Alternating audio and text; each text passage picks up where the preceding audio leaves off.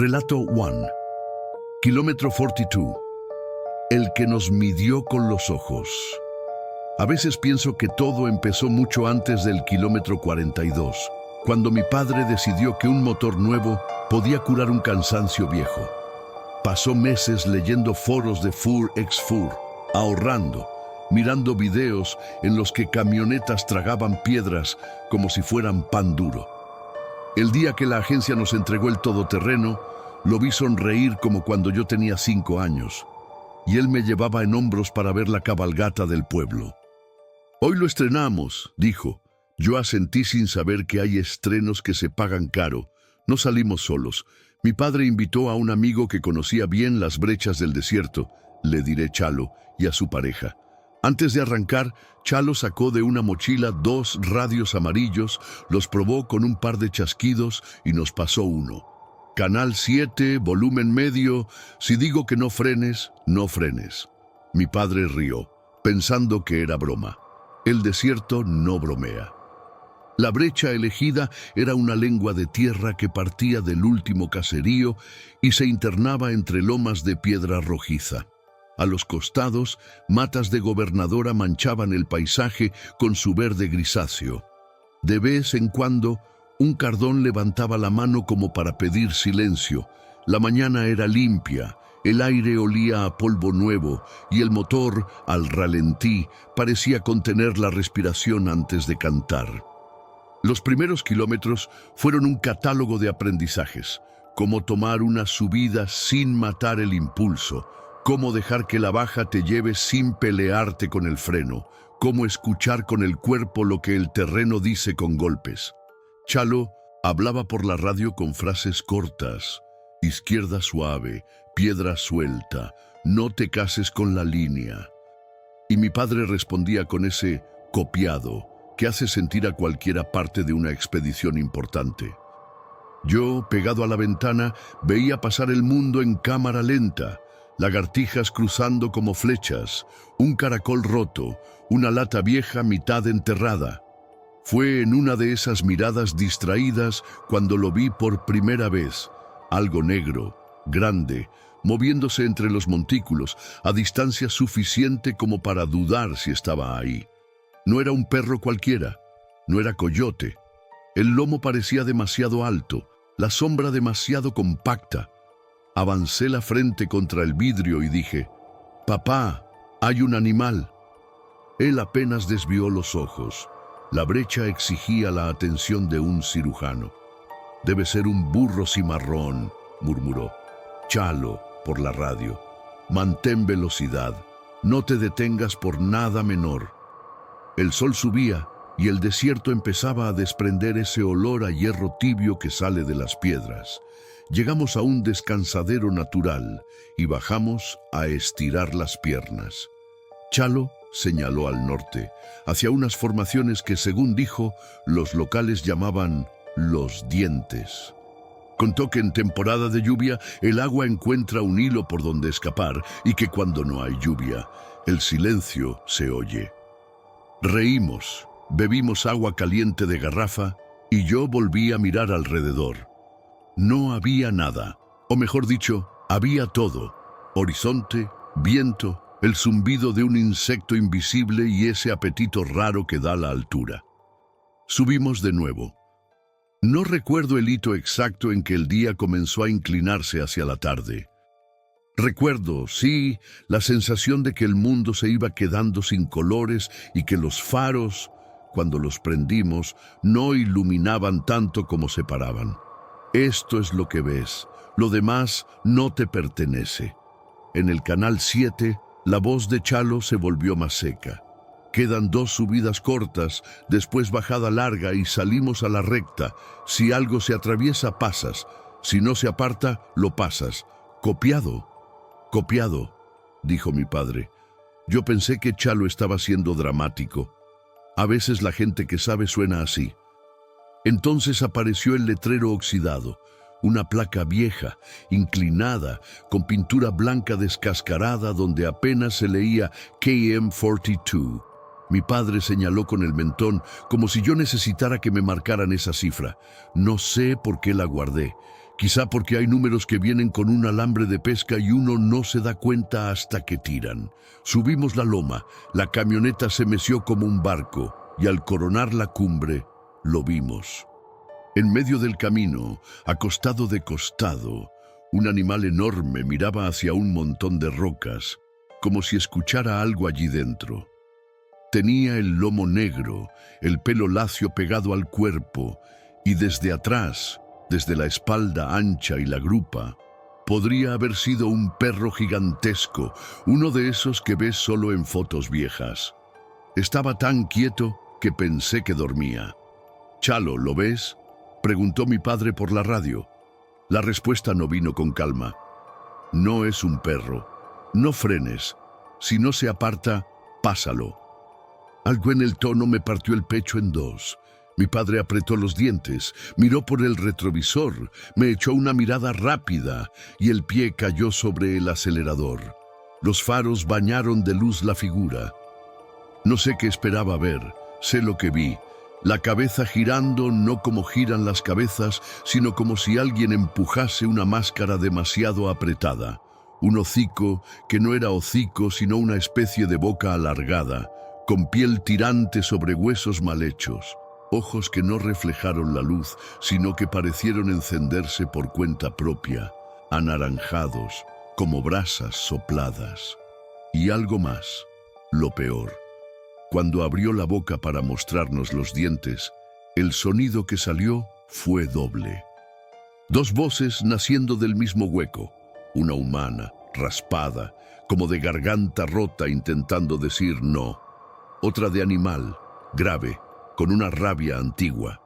Sonaron juntas, pero desacompasadas, como si no hubieran ensayado jamás. Mi padre tocó el claxon por instinto, casi con desesperación. La cosa no se movió, levantó apenas la cabeza, como quien mide un paquete antes de cargarlo. «¡Pásalo!», gritó Chalo, y mi padre obedeció como obedecen los que no quieren tener que explicar nada después. El motor rugió y yo apreté el cinturón sin saber que ya lo tenía puesto. El mundo, por un instante, se contrajo a un túnel. Capó, faros, polvo, animal. Faltando un suspiro para embestirlo, la criatura dio un salto hacia atrás que no se corresponde con el peso que parecía tener. Cayó con las 4 patas al suelo y en el mismo movimiento se apartó hacia la derecha.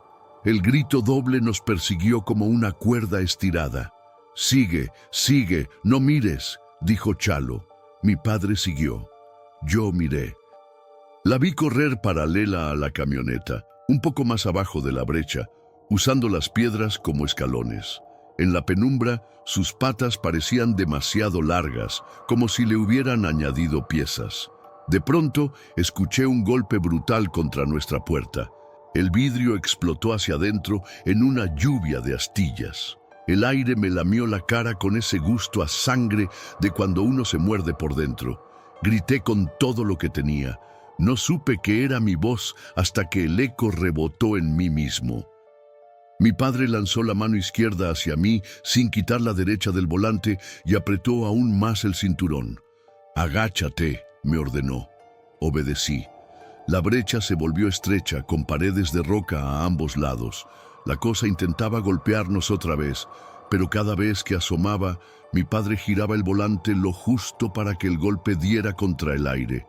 «No frenes», repetía Chalo, y al fondo de su voz yo escuchaba otra cosa. Miedo. «No miren atrás, no le den la espalda». No sé cuánto duró ese juego. En el retrovisor veía los faros de Chalo acercarse y alejarse como si también pelearan con el suelo. El olor cambió. Del polvo tibio pasamos a algo agrio, como de establo mojado. Y yo supe, de alguna forma que no quiero explicar, que la criatura estaba cada vez más cerca, que nos olía, que nos medía. A veces, en los momentos en que el pánico me dejaba una rendija para pensar, creí sentir que ese medir no era al azar, era a mí. Como si mis huesos fueran un rompecabezas pasado de mano en mano y esa cosa quisiera ver si encajaban con los suyos. Cuando el camino por fin comenzó a abrirse, Chalo habló con una urgencia distinta.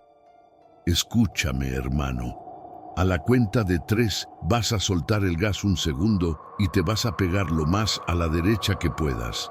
No pares, solo afloja.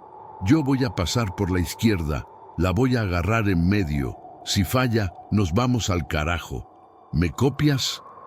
Mi padre no respondió de inmediato. Respiró hondo, como si hubiera que llenar de aire cada hueco del cuerpo para que no quedara lugar para otra cosa. «¡Copiado!», dijo. Yo lo miré. Me sonrió con una sonrisa que no conocía, la que se usa para tranquilizar a un niño cuando el adulto no está tranquilo. «1», dijo Chalo. El motor bramó como si se ofendiera. «2». Sentí la camioneta inclinarse hacia la cuneta derecha, las llantas mordiendo el borde de un desnivel oscuro. «3».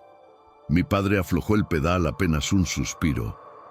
En ese suspiro, la criatura se lanzó hacia nosotros con esa especie de entusiasmo maligno que tienen los que creen que ya han ganado. Vi sus ojos de brasa a la altura de mi ventana rota. Sentí el calor de su aliento mezclado con el frío del miedo en mis mejillas. Y entonces, desde la izquierda, los faros de Chalo se metieron en nuestra vida como un relámpago. El golpe fue lateral, seco, con un crujido que parecía venir de todas partes. La camioneta de Chalo embistió a la cosa entre nosotros y ella. Hubo polvo, una estela de piedras soltándose, un chillido doble que por un segundo sonó a humano de verdad y a animal de verdad al mismo tiempo. Después, silencio partido por nuestras respiraciones. «¡Sigue!», gritó Chalo con un hilo de voz que había pagado caro por salir. «¡No pares por nada!». Mi padre obedeció. Acelerar no fue solo una decisión, fue un hambre. La recta final de la brecha se abrió ante nosotros como un escape, y el camino de terracería nos recibió con su danza de baches conocida. A los 16, 17 minutos, yo conté mirando un reloj que no marcaba nada. Vimos a lo lejos el primer poste con luz, la promesa de un asfalto que, por primera vez en mi vida, consideré un milagro. A la entrada del pueblo, mi padre detuvo la camioneta. Apagó el motor y por un instante nadie habló. El silencio no era normal. Estaba lleno de frases que habían decidido quedarse quietas en la garganta. Chalo bajó. Su pareja lloraba sin ruido, como lloran los que se quedaron sin reservas. Mi padre dio la vuelta a la camioneta, miró la puerta destrozada, el filo del vidrio que no nos había cortado, la marca hundida cerca de la manija, una hendidura ovalada, casi redonda, como si una herradura hubiese besado el metal, y me abrazó. Yo temblaba. Era un temblor largo, sincero, que me recorrió los huesos hasta que se cansó. No fuimos a ningún hospital. Mi madre nos esperaba con una calma que luego supe que no era calma. Cuando vio mi cara, fue a la cómoda de la sala y cubrió el espejo con un rebozo.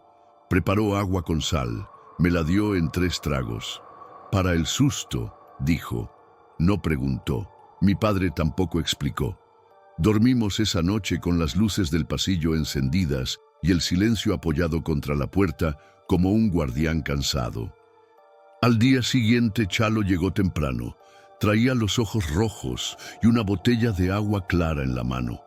Me pidió que me sentara, roció unas gotas sobre mi cabeza y murmuró palabras que yo no conocía, pero que tenían ritmo de oración. Después, sacó de su bolsa un pañuelo rojo, lo ató alrededor de mi frente y me pidió que lo usara al menos ese día. Mi madre, a un lado, asentía con gravedad.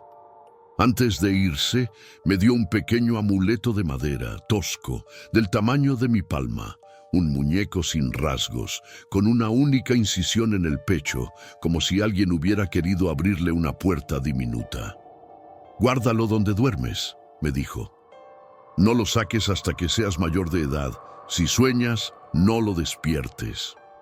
No entendí, pero obedecí. Hay obediencias que uno no discute. Durante meses, las pesadillas llegaron con puntualidad de tren antiguo. En todas, el desierto era un cuarto mal iluminado y la camioneta, una cama que se movía sola. Yo escuchaba la doble voz antes de ver nada. La primera vez que soñé el aliento en la cara, me desperté convencido de que el vidrio había estallado otra vez. Pero había algo curioso. En cada sueño, cuando la cosa finalmente parecía encontrarme, se detenía en el mismo lugar, frente a la cómoda de mi cuarto, como si la madera le ofreciera un espejo. Olía, gruñía y luego metía el hocico en el cajón donde yo había guardado el amuleto. Lo tomaba con cuidado, como quien recoge un pajarito, y se iba. Yo me quedaba con una pena rara, una especie de alivio y pérdida a la vez. El día que cumplí 18, busqué el amuleto para enseñarlo a un amigo. No estaba. Revisé los cajones, la caja donde guardaba canicas viejas, el hueco debajo del colchón. Nada. Mi madre dijo que quizás Chalo lo había pasado a recoger. Mi padre aseguró que era parte de cerrar el ciclo. Yo asentí, pero algo no encajaba. No era la desaparición. Las cosas desaparecen en todas las casas.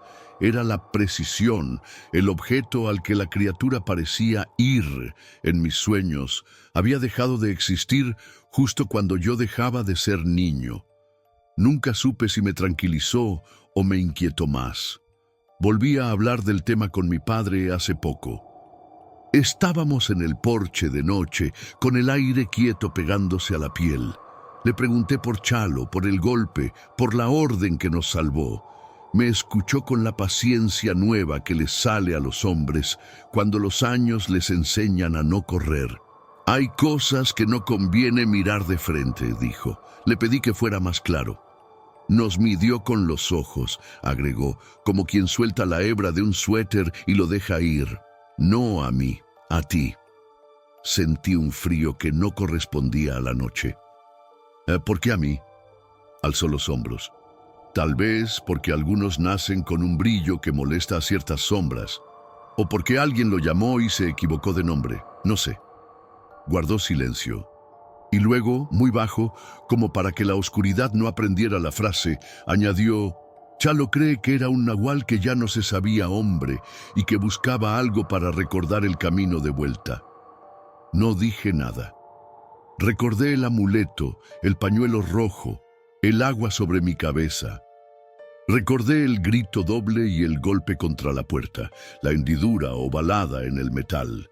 Recordé el cartel oxidado del kilómetro 42. A veces, al pasar por una brecha cualquiera, siento que el mundo se inclina un poco, apenas, como si alguien allá arriba volviera la cabeza con curiosidad.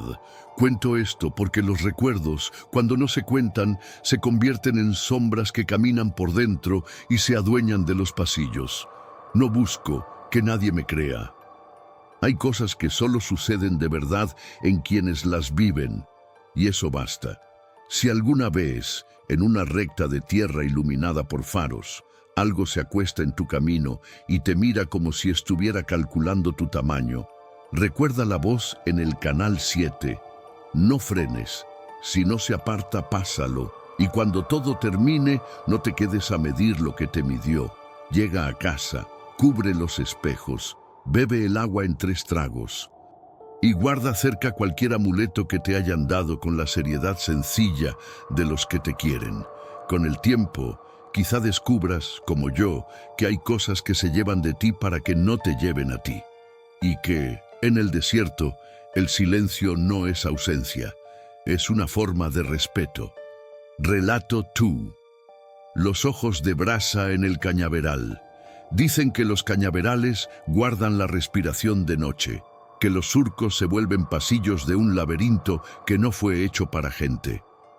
Yo no creí en eso hasta la noche en que aprendí a contar silencios entre los zumbidos de los insectos y el rumor de las hojas cortadas. Tenía 12 años y a mi padre le habían asignado la supervisión de una sección nueva del ingenio. Acequias recién abiertas, canales de riego probados a medias, un motor que se negaba a dormir. Era época de zafra, y cuando la maquinaria se encapricha, la madrugada deja de ser frontera. «Solo damos una vuelta y regresamos», dijo colocando la linterna grande detrás de los asientos. La camioneta llevaba en el parabrisas una película fina de polvo dulce, ese polen diminuto que se pega a todo. La noche estaba sin luna. Al salir del pueblo, las casas se quedaron atrás como fichas mal acomodadas. La carretera, en cambio, parecía saber exactamente a dónde nos llevaba, directo al olor de la caña. Mi madre no quería que yo fuera, pero conocía el orgullo rígido de mi padre. A falta de permiso me dio instrucción. Si él dice que te agaches, te agachas. Si él dice que cierres los ojos, los cierras. Si él dice que no mires, no miras. Después me puso en el bolsillo una bolsa de tela con un puñado de sal gruesa. «Para el susto», dijo, y no supe si lo decía en broma. Entramos por el camino de servicio. A un lado corría el canal viejo. Al otro, filas interminables de caña formaban paredes temblorosas. Cada tanto, una compuerta oxidada marcaba la salida de un brazo de agua hacia los surcos. La camioneta brincaba en los baches chicos y silbaba en los baches grandes. En la radio del tablero sonaba un bolero que parecía venir de otra vida. Mi padre manejaba con la mandíbula apretada y los ojos aprendiendo la oscuridad. «Este tramo lo hicieron a las carreras», murmuró, más para sí que para mí.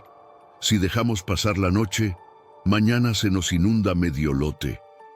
Al fondo, las quemas de otra sección pintaban el cielo con una claridad sucia. A mí me gustaba mirar ese resplandor, imaginar que allá, donde nacía, había gente con antorchas bailando alrededor del fuego. Mi padre me había explicado 1000 veces que la quema era controlada, que servía para limpiar la hoja y sacar plaga, pero yo insistía en ver rituales donde había trabajo. Nos detuvimos junto al motor de la compuerta principal. Hacía un ruido áspero, como si rascara metal contra dientes. Mi padre lo apagó, lo revisó con la linterna y volvió a encenderlo. El sonido cambió a uno menos enfermo. En ese momento escuché algo más, un crujido, no de rama, sino de peso, algo que se movía entre los surcos a nuestra altura, paralelo al canal. Lo primero que pensé fue perro. Lo segundo fue demasiado grande. «¿Oíste?», pregunté. Mi padre dejó la linterna sobre el guardabarros y miró hacia los surcos. La caña, en la oscuridad, no es verde. Es un espejo mate que devuelve sombras. «Zorra», dijo sin convicción, «o alguien que se metió a robar, sube», obedecí. Cerré la puerta con cuidado para no hacer eco en los metales. Al retomar el camino, el ruido nos acompañó, pero a distancia. No era correr alocado. Era ese trote que conserva aire, que mide. La camioneta era una caja de resonancia y el sonido saltaba del piso al pecho. Encendimos los faros altos. Lo único que hicimos fue volver más negras las sombras. A los pocos minutos, el ruido se pegó a nosotros. Bum, bum, como si algo golpeara la carrocería con el costado, no para dañarla, sino para decir, «Aquí estoy». Mi padre bajó de golpe el volumen de la radio. La noche entró completa, con su zumbido eléctrico. El corazón, que a veces se cree tamborilero, intentó tocar un solo. Nos miramos. «Claxon», dijo él. Toqué la bocina. El sonido rebotó en el cañaveral y volvió cansado. A la derecha, algo siguió el ritmo con 2 golpes secos. Yo ya no pensaba en perro. Quise creer que era un hombre, que alguien nos jugaba una broma torpe, que en cualquier momento saldrían risas. No salieron. Entre 2 compuertas, el camino se abrió un poco y mi padre giró el volante para ganar terreno libre del lado izquierdo. En el mismo instante, un destello anaranjado apareció entre las hojas a la altura de mi ventana. 2 ojos, redondos y fijos, no reflejados por nuestros faros, sino encendidos desde adentro. Ojos de brasa. Me quedé frío. Hay miradas que uno aguanta por educación. Esa yo no supe dónde guardarla. No mires, dijo mi padre, y era ya tarde. La cosa aceleró. Empezó a correr paralelo a nosotros, tan cerca que podía olerla. Un tufo de agua estancada y cuero mojado, con esa nota agria que tienen los galpones cerrados demasiado tiempo. Su sombra era imposible de medir. A ratos parecía cuadrúpeda. A ratos algo más alto se insinuaba, como si la espalda creciera. No hacía ruido de patas, al menos no el ruido que yo conozco como patas. Hacía un sonido hueco, grave, como de casco golpeando madera. Boom, boom, no muy rápido, exacto. Mi padre bajó el cambio y apretó el acelerador. La camioneta respondió con inmunidad vieja. El camino, sin embargo, no era nuestro aliado. Pozos, piedras sembradas por los tractores, un desagüe que se atravesaba justo donde empezaba a formarse el miedo. Las luces delanteras iluminaban el túnel del siguiente tramo. Todo lo demás era pared. Si se cruza, lo pasamos, dijo mi padre con una voz que le conocí ese día. No frenes. Yo asentí. No sé para qué. Lo que vino después no obedeció a nada que yo pudiera haber prometido. La cosa salió del surco como disparada, se plantó a mitad del camino y por fin se mostró, no de cuerpo entero, sino en el gesto suficiente para quedarse tatuada en mí. Alzó una cabeza que no era cabeza de perro, ni de caballo, ni de nada que yo tenga nombre, algo alargado y duro con piel tensada sobre hueso, y abrió la boca. El sonido fue doble, una queja humana rota, con bordes de palabra y un gruñido animal que venía de un lugar donde las palabras no existen. Sonó como dos cuerdas vibrando al mismo tiempo, desafinadas. La primera vez que lo escuché en sueños fue peor, pero entonces yo todavía no lo sabía. Mi padre no tocó el freno. El claxon chilló en una nota larga. La criatura, con un brinco seco, salió de nuestro frente y volvió al surco, como si disfrutara obligarnos a decidir. Seguimos. Los ojos de brasa desaparecieron 2 segundos. Volvieron a mi lado. ¡Bum! ¡Bum! Ahora el golpe vino desde arriba, al techo. La lámina respondió con una queja metálica. Sentí el eco en los dientes. ¡Agáchate!, ordenó mi padre. Bajé la cabeza hasta el vientre y conté de memoria. 1, 2, 3, 4, 5. Al llegar a 50, la camioneta seguía en movimiento y yo seguía obedeciendo. «No le hables», susurró mi padre como si yo tuviera palabras. «No le des tu nombre». En algún lugar, una cigarra decidió hacer su parte y cantó con una insistencia indecente. En la oscuridad, cuando algo te aguanta la mirada, cualquier sonido ajeno es ofensa. La cosa golpeó el techo una vez más y luego se lanzó contra mi puerta. El vidrio vibró como una membrana. No se rompió. Yo sentí el aire hacerse pequeño. «Vamos a la recta del Canal Viejo», dijo mi padre. «Ahí tengo chance».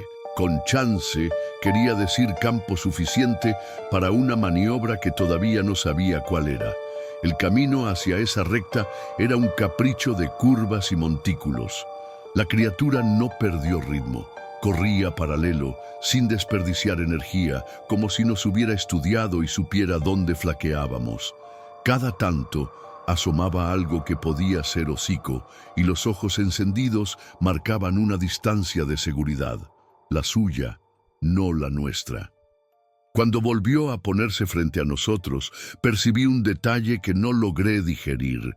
La piel de su cara no estaba bien puesta. Había arrugas y tensiones donde no correspondían, como si alguien hubiera estirado demasiado una máscara. Llegamos a la recta. A la izquierda el canal se abría como espejo opaco. A la derecha el cañaveral respiraba hondo. Mi padre pegó la camioneta al borde del agua, dejando del otro lado un carril estrecho de tierra apisonada. En el instante preciso en que la cosa intentó cruzarse, él giró el volante hacia el canal y luego corrigió con violencia hacia el centro, obligando a la criatura a encajonarse entre nosotros y la pared verde. Aceleró. La cosa corrió 2 metros más y comprendió. Saltó, cayó arriba del techo. El golpe fue un trueno. La carrocería se inclinó. El radio se apagó solo. El bolero murió sin despedirse. Suelta el gas un segundo. Me pareció oír, pero no supe si era mi padre hablándome o hablándose. Aflojó. El peso del techo cambió. Volvimos a acelerar de golpe. La cosa perdió apoyo. Resbaló hacia atrás. La vi con el rabillo del ojo arrebatarse como un bulto demasiado pesado para su propio brinco. Cayó entre el surco y el camino. Rugió la doble voz. Mi padre no frenó, no miró. Yo quise voltear, no lo hice. El resto fue huida. No tiene otra palabra. La camioneta olía a metal caliente y a miedo sudado. La recta parecía eterna y, sin embargo, se acabó tan rápido como el alivio. Doblamos a la izquierda, salimos a la brecha de acceso y de pronto el mundo volvió a tener señales. Una caseta, un foco colgante, el carrito de un velador con termo de café. No paramos, no esa vez. En la entrada de casa, mi padre dejó el motor encendido unos segundos más, como si temiera que, al apagarlo, invocara algo. Yo me bajé con las piernas flojas. Mi madre ya estaba en la puerta. Me miró primero a mí, luego el techo, después la puerta. No gritó. Hizo ese ruido que hacen las mujeres que han discutido con la noche toda su vida. Nos metió a la cocina, sacó el salero y me hizo ponerlo debajo de la lengua. Me dio agua en tragos cortos. Me limpió la cara con un paño de algodón. En algún momento, mi padre salió al patio con una cajita. Lo vi por la ventana, encendió un puño de tabaco seco y sopló el humo hacia el norte, luego hacia el sur, luego a ras del suelo. Regresó sin explicaciones. Dormí mal, con el cuerpo en pedazos que no se correspondían. A media madrugada desperté con la idea insistente de que algo estaba sobre el techo, olfateando, dejando caer un líquido tibio. Me levanté, fui a mi ventana y la abrí apenas. No había nada. El aire, sin embargo, traía un eco de lo que habíamos dejado atrás. Al amanecer, mi padre me llamó al patio. Señaló el techo de la camioneta. Allí estaban, marcadas en el polvo y en la lámina abollada, 4 huellas nítidas, ovales, hundidas en el metal con una fuerza que no entiendo. No eran de perro, no eran humanas, tenían un borde como de herradura, pero no completo. 2 delante, 2 atrás, ligeramente desplazadas, como si el cuerpo que las había dejado supiera exactamente dónde poner el peso para no equivocarse. Mi padre pasó la palma por una de ellas, como quien acaricia una ausencia. «No vamos a hablar de esto en la calle», dijo. «Aquí, entre nosotros, basta». No supe si asentí con la cabeza o con la piel. En la tarde, mi abuela vino a vernos. Traía su rebozo negro y un olor a hierbas buenas. Miró el techo, se persignó sin exagerar y nos sentó frente a la mesa como si fuera a servir sopa. «Cuando el cañaveral te mira», dijo, «no le sostengas la mirada, no le des nombre. Si te pide carrera, no corras por su carril. Y si el silbido se hace suave, no te confíes. Los que cantan allá adentro aprenden pronto a invertir la distancia. A los brujos les gusta montarse en la furia. Si no encuentran cuerpo, se montan en otra cosa. Yo no entendí del todo. Tampoco pregunté. Esa noche volví a soñar. El sueño no era persecución, era evaluación. Yo estaba sentado en la orilla del canal viejo, con los pies colgando. Algo en el surco me miraba, sin luz, sin ojos. Yo sabía que me miraba. Me pidió, sin palabras, que le dijera cómo me llamaba. Me acerqué al agua. Vi mi cara rota por pequeñas olas. En el reflejo, 2 puntos anaranjados parpadearon y se apagaron. Desperté con la boca llena de sal. Con los años, el ingenio cambió de administración y las brechas se enderezaron. Pintaron de azul las compuertas, instalaron reflectores, pusieron guardias. Yo me fui del pueblo por un tiempo y las noches dejaron de oler a caña. Pero cada vez que vuelvo y paso cerca del Canal Viejo, disminuyo la marcha, no por nostalgia, para escuchar. A veces el viento trae un sonido hueco, boom, boom, repetido, exacto.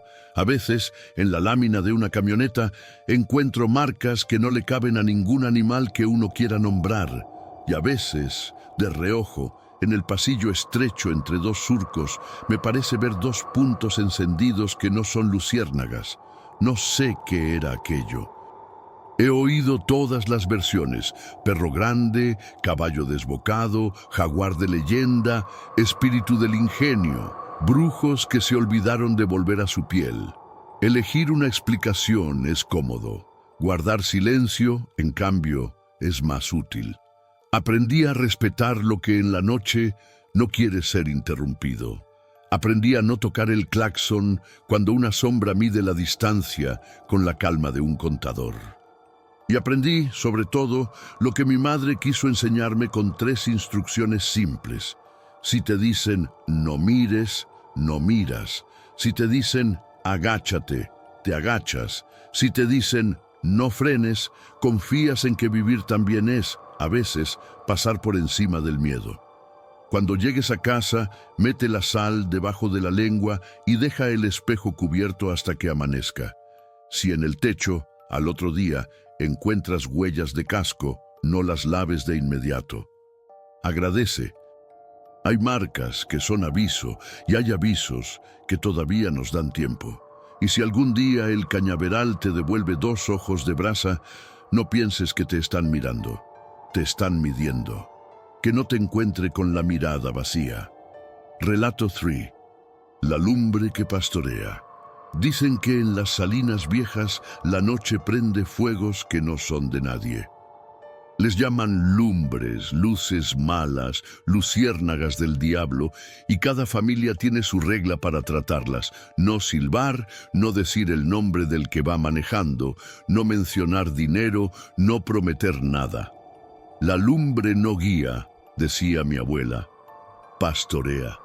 Yo lo tomaba como una frase bonita, hasta la noche en que entendí que lo decía en serio. Fue a fines de zafra, cuando el ingenio bajaba ritmo y mi padre andaba inquieto porque quería estrenar la camioneta en terreno abierto. Don Nico, nuestro vecino, viejo arenero que conocía las brechas como los dedos de su mano torcida, aceptó llevarnos a las salinas abandonadas del ejido La Merced. Puro plano, pura costra dura, prometió. Si llovió, no se entra. Si no, te enseño los ojos del salitre. El plan era sencillo: salir al atardecer, llegar al centro de las lagunas secas antes de que cayera la noche, dar la vuelta por el Bajo de los Álamos y regresar por la terracería del canal. A mi madre no le gustó, pero hizo lo que hace cuando sabe que va a perder. Me colgó una bolsita con sal gruesa al cuello, me metió un escapulario en el bolsillo y me dijo: si tu papá te dice que cierres los ojos, los cierras. Si te dice que no mires, no miras. Y si hueles a huevo podrido, reza.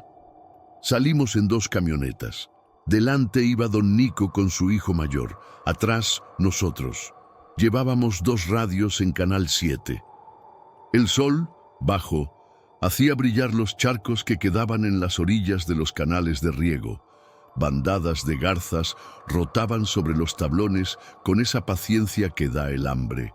Al pasar la última casa del ejido, el camino dobló a la derecha y el mundo se abrió en una planicie pálida rayada de huellas viejas. La sal crujía bajo las llantas como azúcar. Aquí no hay nada, dijo mi padre con optimismo de principiante. Aquí hay demasiado, replicó don Nico por radio. No te fíes de lo blanco, a veces es piel delgada. Hicimos las primeras curvas con el cuidado de quien aprende el idioma de un piso nuevo. La camioneta obedecía contenta. El aire era seco, con ese filo de pan tostado que tienen los lugares sin sombra. A lo lejos, unas islas de álamos ponían un verde desganado sobre el plano. La noche cayó sin ceremonias. En las salinas no hay montes que la frenen. Bastó que el sol se metiera detrás de una nube para que el mundo girara el interruptor. Encendimos los faros. La costra devolvió la luz como espejo pobre. Don Nico bajó un cambio y nosotros lo imitamos. En Canal 7 su voz sonó más baja. Si ven luz que corre a ras del suelo, no la sigan. Si se cruza, no se detengan. Y si se para en el camino, la bordean por donde no los ve. Copiado. Copiado, dijo mi padre, un poco divertido. Yo pegaba la frente al vidrio, esperando luciérnagas que nunca había visto en tanto. La vimos primero de reojo, un globo del tamaño de un puño, azul blanquecino, como esas chispas que saltan cuando pelas un cable. Flotaba a 2 palmos del suelo y avanzaba paralelo a nosotros, a nuestra velocidad exacta. No iluminaba, se iluminaba. Cuando mi padre bajó la velocidad, la lumbre bajó. Cuando la subió, la lumbre subió. No hacía ruido, no proyectaba sombra. Era como si el aire hubiese decidido hacerse visible. «Mírala», dije, señalando. «No se nombran», cortó don Nico por radio. «No la veas de frente», mi padre rió nervioso. «Es gas», dijo. «Fosfina, metano, lo que sea. Si aceleramos, la rebasamos y ya». «No la rebases», dijo don Nico. No le gusta que la contradigan. Mi padre, que siempre fue hombre de probar lo que le dicen que no se puede, pisó el acelerador. La camioneta respondió. La lumbre también. Se colocó delante, justo en el eje de nuestros faros, y empezó a tirar hacia el bajo de los álamos. No se alejaba. Nos mantenía a la distancia como el que lleva un animal con soga larga. Yo me acordé de la frase de la abuela, pastorea. «Nico», dijo mi padre, «te la voy a pasar por un lado y nos vemos en el árbol grande. Estática. No hagas tonterías», dijo por fin la voz de don Nico más seca que antes. «Mantén tu línea y déjala irse al bajo. Si la sigues, te quedas». Pero ya era tarde para el consejo. Mi padre cargó a la izquierda buscando la orilla dura. La lumbre corrigió y se nos puso otra vez enfrente a la misma distancia. Fue allí cuando el olor llegó. Azufre, huevo podrido, un tufo de algo que alguna vez estuvo vivo y ya no. El tablero titiló como si tuvieran mal contacto los cables. La aguja de la temperatura subió sin razón. La brújula digital marcó norte en todas direcciones. El radio se llenó de voces a medias, como si alguien hablara detrás de un vidrio. Yo sentí que la boca se me llenaba de agua salada. «¿Ves?», insistió mi padre, encaprichado con su propio miedo. «Es un fenómeno, una descarga. Si paso junto, se apaga». «No la roces», ordenó don Nico, y la palabra «ordenó» se quedó vibrando un segundo en el aire. La lumbre nos llevó al borde del bajo. En las salinas, bajo no es metáfora, es un plato más hondo donde el agua de lluvia se empeña en durar. Cuando se seca, queda una costra engañosa con barro negro debajo. A 3 metros de la entrada, la costra cambió de sonido, dejó de crujir y empezó a sonar hueca. Don Nico, que venía medio camión detrás, gritó: «¡Derecha! ¡Derecha! Busca la orilla dura de las gaviotas». Mi padre giró el volante, pero ya estábamos con medio eje sobre el plato. La lumbre se posó entonces en el centro del bajo, como si anclara, y se quedó quieta, respirando. Yo lo vi con claridad. Debajo de ella había un montículo reciente, oscuro aún, como si alguien hubiese removido tierra no hacía mucho. Lo supe sin saber cómo. Eso no era un lomo de sal, era un montón de tierra viva en medio de la costra muerta. «¿Ves eso?», pregunté. «No lo veas», dijo mi padre, ahora sí con la voz del que entiende que eligió mal. «Sujétate». La camioneta se enterró del lado izquierdo. No fue un hundimiento espectacular. Fue un suspiro, un asentarse pesado, una trampa que se dio el gusto de cerrarse sin hacer ruido. El motor gruñó. La llanta patinó en un barro que no parecía barro sino aceite viejo. La lumbre subió un palmo, bajó y volvió a posarse sobre el montículo. Don Nico frenó a la distancia exacta en que no se hundiría. Su voz en el radio sonó como la de un maestro enfadado y cariñoso a la vez. No muevas más. Volante derecho. Quita el pie del acelerador. No rezongues con el barro. Se enoja. Voy a jalarte por atrás. Cuando te diga, solo deja que te saque. Y no la mires. Ella no está para ti. El olor a azufre se hizo más fuerte. Las luces delanteras parpadearon 2 veces y luego volvieron a vivaquear normal. La lumbre, quieta, parecía escuchar. Don Nico se bajó con una correa y una lámpara de casco. Caminó como se camina sobre hielo. Le vi la silueta contra el plano pálido, recortada con ese hilo oscuro que da miedo. Enganchó la eslinga a nuestro gancho trasero con manos que sabían y volvió en reversa, milímetro a milímetro, a su cabina. Antes de subirse, hizo algo raro.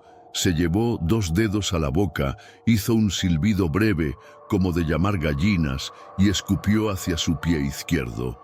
Luego sí, radio. A la de 3, suelta freno y deja venir. 1, 2, 3. La correa se templó. La camioneta dio un tirón y se resistió como resisten los terneros tercos, para adentro, para abajo.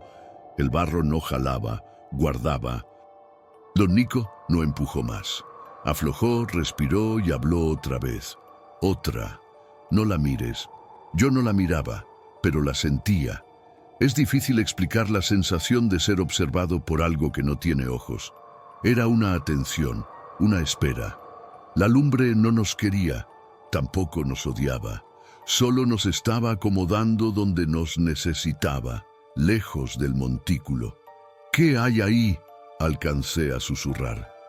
Nada que te pertenezca, contestó mi padre y apretó mis manos sin mirarme. La segunda jalada fue más larga. El barro soltó un gemido bajo, como si le doliera la decisión. La camioneta se movió un palmo. La lumbre se elevó un poco, como si levantara la vista. La tercera jalada, breve y seca, nos arrancó de la trampa. Retrocedimos hasta la orilladura. Don Nico mantuvo el motor acelerado, como para evitar dudas. Fue entonces cuando la lumbre hizo lo que más me asustó de todo. Se dividió.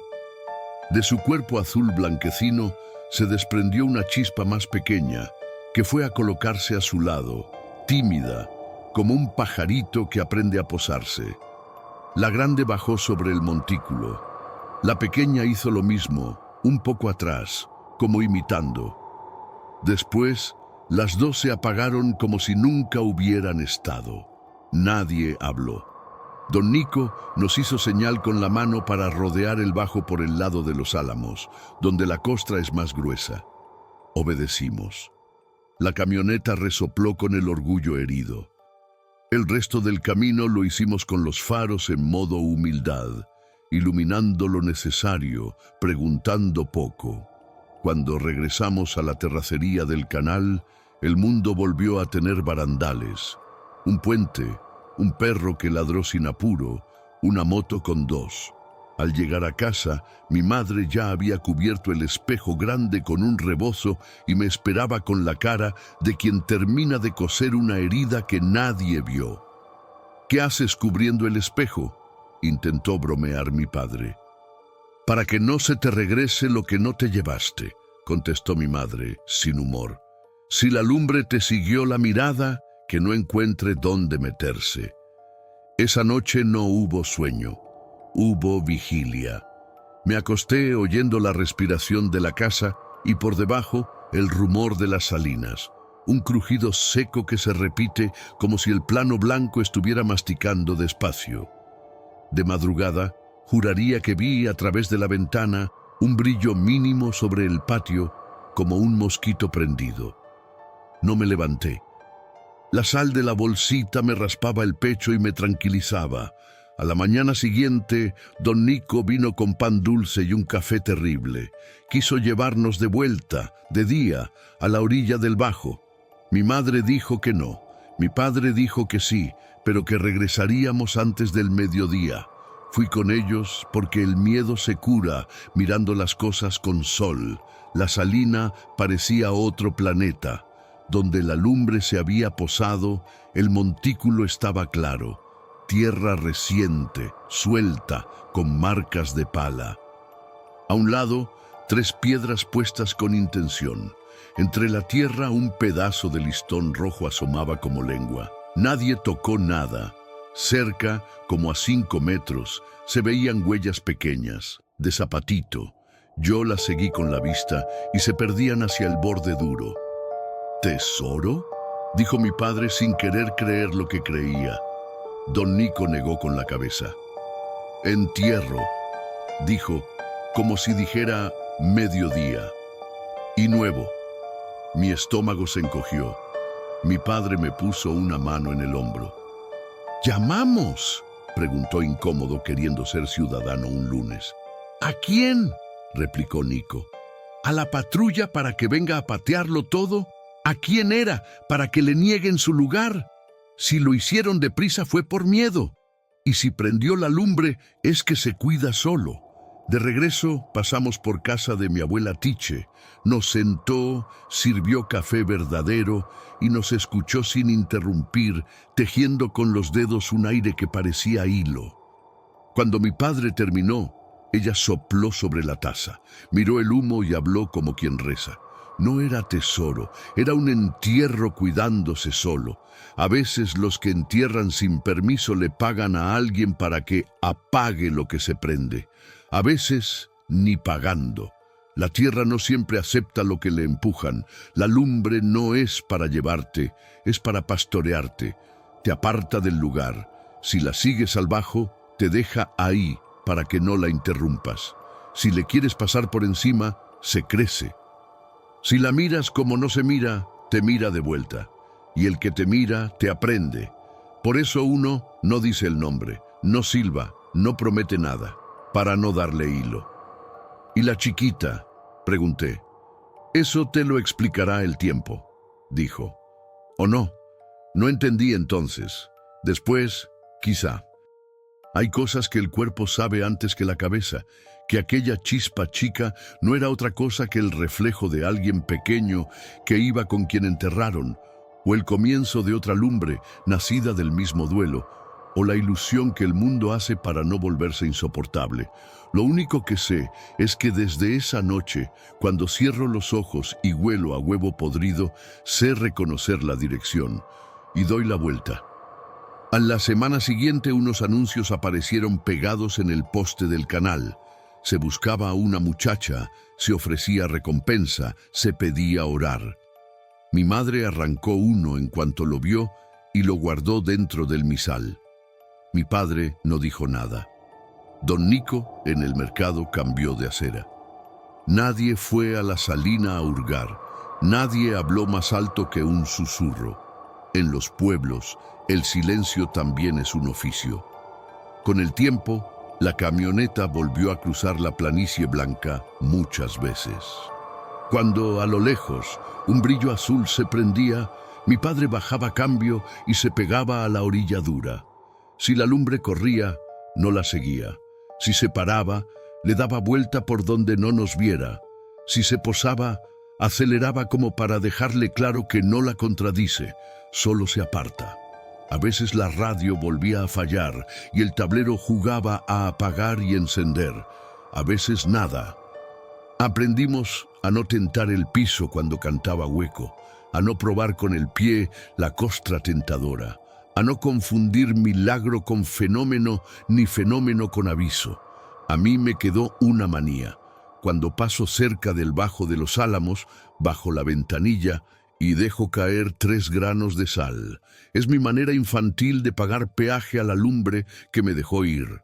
No sé si sirve, sé que me tranquiliza. Años después, sentado otra vez en la mesa de mi abuela, la escuché decirle a una vecina más joven que venía llorando con una foto en las manos: si la tierra no lo quiso, lo va a decir, y si lo quiso también, no todo lo que brilla te está llamando. A veces te está alejando. La lumbre que pastorea no es tu enemiga si la entiendes. Ella cuida lo que no te toca. Desde entonces, cuando alguien me pregunta qué son esas luces, doy las dos respuestas que me caben. La que tranquiliza, gases del pantano, fosfina, ignición espontánea, y la que organiza la vida, un entierro cuidándose solo. Si me obligan a elegir, elijo las dos. Porque en las Salinas Viejas, la ciencia y el miedo comparten casa, y hay noches en que una explica a la otra.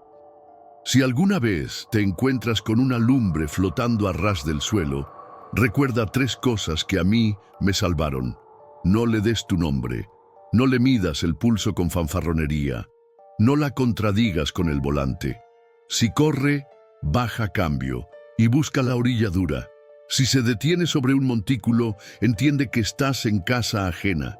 Si el olor te revuelve el estómago y los instrumentos fallan, no des discursos, regrésate. Y si al apagar se deja un silencio que pesa, no lo llenes con palabras. Deja que la noche haga su trabajo. A veces, cuando el aire es claro y la luna no está, me asomo a la ventana del cuarto y por encima del patio, hacia el norte, alcanzo a ver el resplandor plano de las salinas. Si fijo mucho la vista, juro que despunta una chispa, dos, muy cerca del suelo, moviéndose despacio como quien lleva ganado. Cierro los ojos, toco la bolsita de sal que aún guardo por costumbre y repito en voz baja, para mí mismo y para el que escuche. No era tesoro. Era un entierro cuidándose solo. Y no hay guía más verdadera que la que te enseña por dónde no ir. Relato Fur. El silbido del canal viejo. Dicen que los canales de riego conservan cosas que la gente tira sin querer. Promesas viejas, nombres dichos en voz alta, pasos que no llegan a cruzar el puente. El nuestro, al que todos llaman el canal viejo, corre detrás del ingenio y se mete bajo un puente de cemento con barandas oxidadas, donde el agua suena a hilo apretado. Por ahí volvimos aquella noche mi padre y yo, con el motor cansado y la caja de herramientas rebotando en la batea, después de ajustar una compuerta que se había emperrado en tragarse medio turno de agua. Habíamos salido tarde. Al anochecer, el aire del ingenio se vuelve una sopa de caña, humo y metal caliente. A la vuelta, la carretera estaba casi vacía y los grillos trabajaban como si les pagaran por pieza. Mi madre me había dado sus instrucciones de siempre. Si tu papá te dice que te agaches, te agachas. Si te dice que no mires, no miras. Me colgó, como otras veces, la bolsita de tela con sal gruesa. Y en el bolsillo me puso un trocito de tabaco seco que era de mi abuelo. Por si él se olvida, dijo, con una sonrisa que no llegó a los ojos. Mi padre conducía sin radio. Decía que, de noche, el silencio le ayudaba a escuchar si el motor respiraba parejo. El tablero estaba limpio. Los faros, alineados hacía poco, cortaban el polvo como un cuchillo. Al salir del camino principal, tomamos el desvío de terracería que va pegado al canal. La luna se había escondido detrás de un encaje de nubes y el agua corría negra, con brillos de vidrio roto. Yo abrí la ventanilla apenas y el olor húmedo de la orilla me pegó en la cara. Barro, zacate mojado, una nota leve a animal. Los sapos cantaban, pero se callaban por tramos, como si alguien marcara un compás que yo no alcanzaba a entender. El primer silbido vino suave, tan bajito que pensé que era aire colándose por la ventanilla. Era una melodía simple, 2 notas y un remate, como cuando uno llama a un perro sin querer llamar a nadie. Miré a mi padre. Él no me miró. ¿Escuchaste?, pregunté. El viento, dijo sin convicción. Volvió a sonar. Esta vez más despacio, como si se estirara entre los árboles. Era un silbido limpio, de labios entrenados, con esa seguridad de quien sabe que todo el campo le responde. No parecía lejos, parecía al ras del vidrio. y sin embargo su volumen era mínimo, apenas un soplo. Sentí, más que supe, que no debía asomarme. Me quedé quieto con las manos sobre las rodillas y conté mis respiraciones. «No contestes», dijo mi padre. «Si escuchas, no contestes». No iba a contestar. Me dio miedo que pensar la frase ya fuera a responder algo. El camino subió un poco hacia el puente del canal. Ahí, el agua se estrecha y toma velocidad, y las barandas de cemento lucen nombres raspados con llave. Tere, Chava, 2003, 2011, un corazón atravesado por iniciales. Cuando la camioneta puso las llantas sobre la loza, el silbido cambió. Se hizo un poco más fuerte, pero a la vez se sintió más lejos. Era esa rareza que había oído en historias. Si suena bajito, está cerca. Si suena alto, está allá. Yo no quería saber cuál de las dos era cierta. Las dos me daban miedo. «No pares», le dije a mi padre, por si acaso. «¿Cuándo me has visto parar en un puente?» Intentó bromear, pero le salió el tono que se usa para hablar en una iglesia.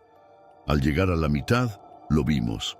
Del lado izquierdo, pegado a la baranda, una figura flaca estaba de pie, mirando hacia nosotros sin moverse. No llevaba sombrero ni abrigo. Parecía seco, como si el viento lo hubiera ido limando. No pude verle la cara. Era una mancha donde debería haber rasgos. Lo único que distinguí, con la precisión que da el miedo, fueron los dedos, largos, apoyados sobre el cemento, como si estuviera contando. 1, 2, 3, 4, no sé cuántos. La piel, si era piel, tenía barro, o el barro tenía piel. No parpadeó.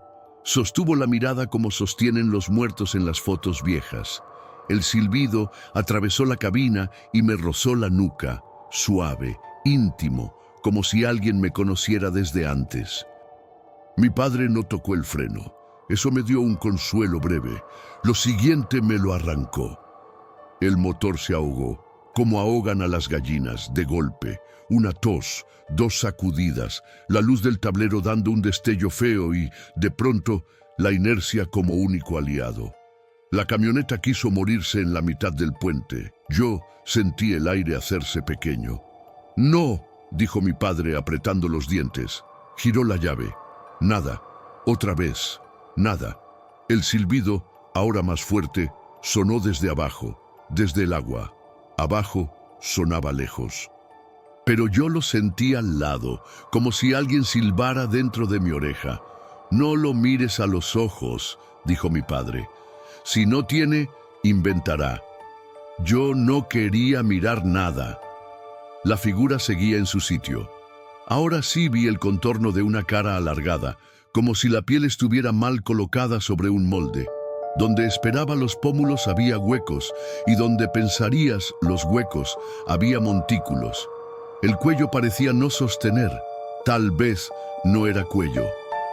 De la baranda cayeron 2 gotas de barro lentas y se mezclaron con el rumor del agua. «Claxon», dijo mi padre, y esa palabra era lo único práctico que quedaba. Toqué la bocina. Lo que sonó no fue la bocina sola, fue la bocina y otra cosa. Una segunda voz escondida en el mismo ruido, humana y animal al mismo tiempo, como si el claxon tuviera garganta. La nota salió doble, como sale doble la risa cuando uno está nervioso. La figura no se movió. Si hubiera tenido párpados, no los usó. Mi padre estiró la mano hacia la guantera, sacó el trozo de tabaco que mi madre me había metido al bolsillo y me lo pidió con la palma abierta, sin mirarme. Se asomó por la ventanilla y aventó el tabaco al agua con un gesto que yo le había visto hacer antes en el Río Blanco, cuando se pescaba un susto del que costaba salir. Lo hizo en 3 movimientos, norte, sur, al ras. Luego pasó los dedos por el borde de la ventanilla como si cerrara algo que yo no veía. «No hay por qué quedarse», dijo, «a nadie, a todos». Giró la llave una vez más. El motor tosió y encendió. No fue un encendido limpio, fue como si hubiera tenido que abrirse paso entre cosas que no le gustaban. La aguja del aceite vibró. Los faros palidecieron y después recuperaron su ánimo. Mi padre metió primera. La camioneta obedeció con ese orgullo que se le conoce a la maquinaria cuando decide vivir. La figura delgada no se apartó. El silbido volvió a sonar bajito, bajito, como si estuviera detrás del respaldo. Y entonces, justo cuando la parrilla de la camioneta estuvo a 2 metros de esa sombra, el claxon sonó por su cuenta, sin que yo lo tocara. Ya no era el claxon.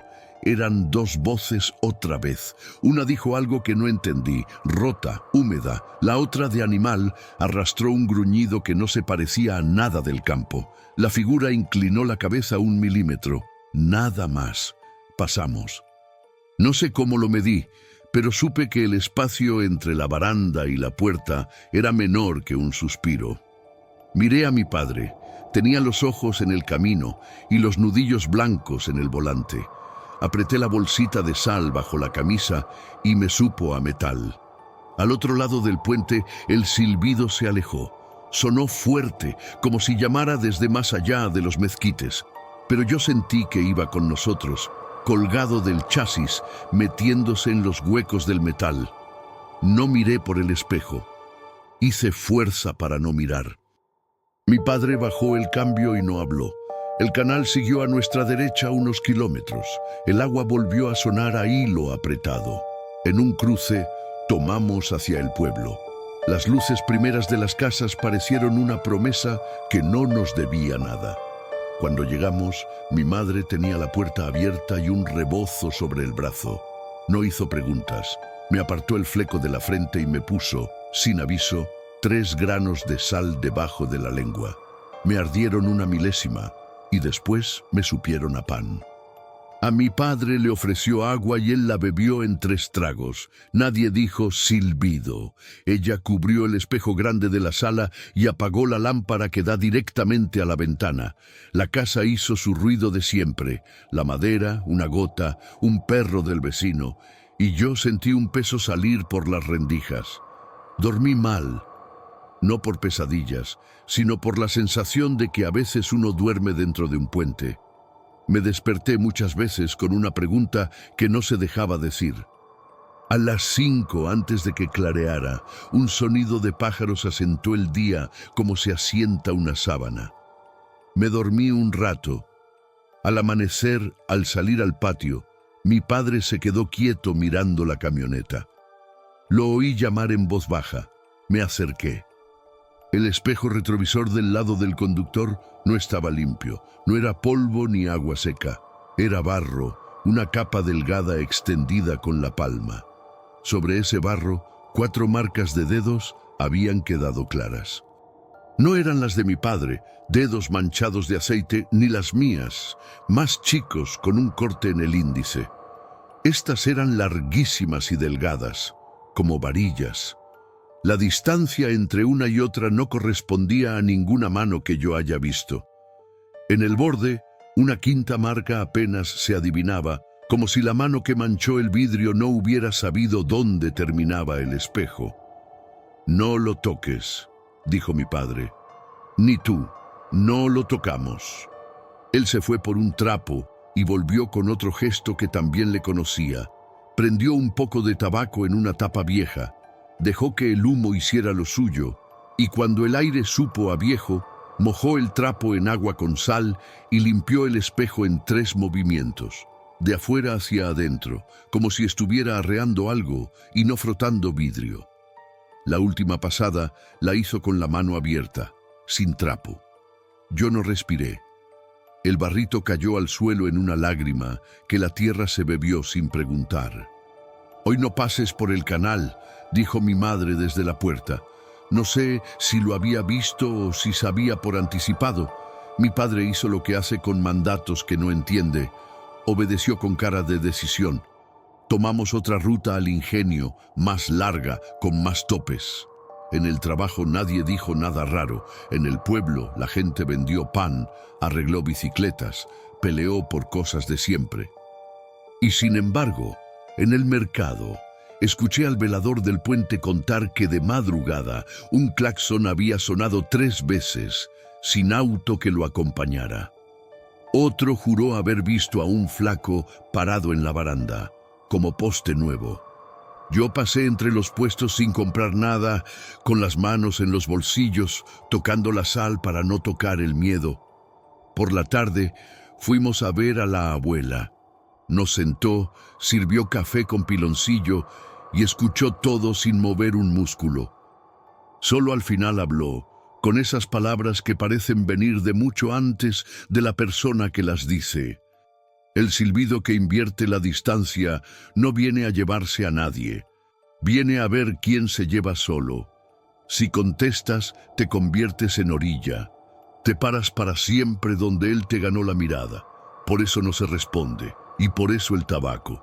No porque lo calme, nada calma a lo que no tiene cuerpo, sino porque te acuerda que tú sí lo tienes. El humo marca de qué lado estás. ¿Y el barro del espejo? Pregunté con esa necesidad de saber que a veces hace daño. No es amenaza, dijo ella, es firma, como cuando alguien pasa la mano para probar si te estás viendo. No le des espejo, si se ve en ti, aprende tu forma. A los que aprenden tu forma, les cuesta menos llamarte. Guardamos silencio. Yo me vi, sin querer, en la cucharita del café. Un rostro abombado, sin rasgos claros como el de anoche. Aparté la cara. Esa noche no dormí con la bolsita de sal en el cuello. La dejé bajo la almohada y quise creer que el aire sabía la diferencia. Soñé con el puente, pero no me detuve. Pasaba y pasaba y pasaba, con el agua haciendo su hilo y el claxon mudo, y del lado una figura que se iba quedando atrás, que no me alcanzaba porque no tenía dónde pararse. Al despertar, la boca me sabía a tabaco. No tengo explicación para eso. Desde entonces, si tengo que volver de noche por el canal viejo, bajo la ventanilla lo justo, pongo los dedos en el borde y, si algo silba, no contesto. Si el sonido es suave, sé que está cerca. Si es fuerte, sé que me llama desde lejos. No digo mi nombre. No digo el de mi padre. No toco el claxon a menos que sea para abrir camino, y si suena doble, suelto el pie del miedo y dejo que el motor haga lo que sabe. Siempre llevo un poquito de tabaco en el bolsillo, no para regalarlo al agua, sino para acordarme del humo. Y si al cruzar el puente alguien me sostiene la mirada sin parpadear, paso. No hay argumento que valga en un puente donde el agua aprieta. A veces, de día, cuando voy en bici, me detengo antes del canal y tiro 3 piedritas a la corriente. Es mi forma de marcar que sigo de este lado. Y cuando el espejo retrovisor se mancha, no espero, lo limpio de afuera hacia adentro, como me enseñaron. No sé si el silbido es alguien, algo, una suma. No sé si tiene historia o si apenas es el eco de las cosas que hemos ido dejando allí. Lo que sé es que hay sonidos que no admiten respuesta y miradas que no merecen espejo. El resto son nombres que uno inventa para dormir. Si alguna noche pasas por un canal y el aire te trae un silbido limpio, acuérdate de medirlo al revés. Suave, cerca, fuerte, lejos. No lo repitas, no te rías, no te detengas en la mitad del puente. Y si el motor decide acordarse de que también es de este mundo, dale una razón para seguir. Un poco de tabaco al agua, 3 granos de sal en la lengua y los ojos a donde siempre estuvieron, en el camino. Lo demás, que lo arreglen el humo y el hilo del río, porque el canal viejo se lleva lo que se le da y devuelve de vez en cuando nada más que un espejo con barro y unos dedos largos que no son de nadie.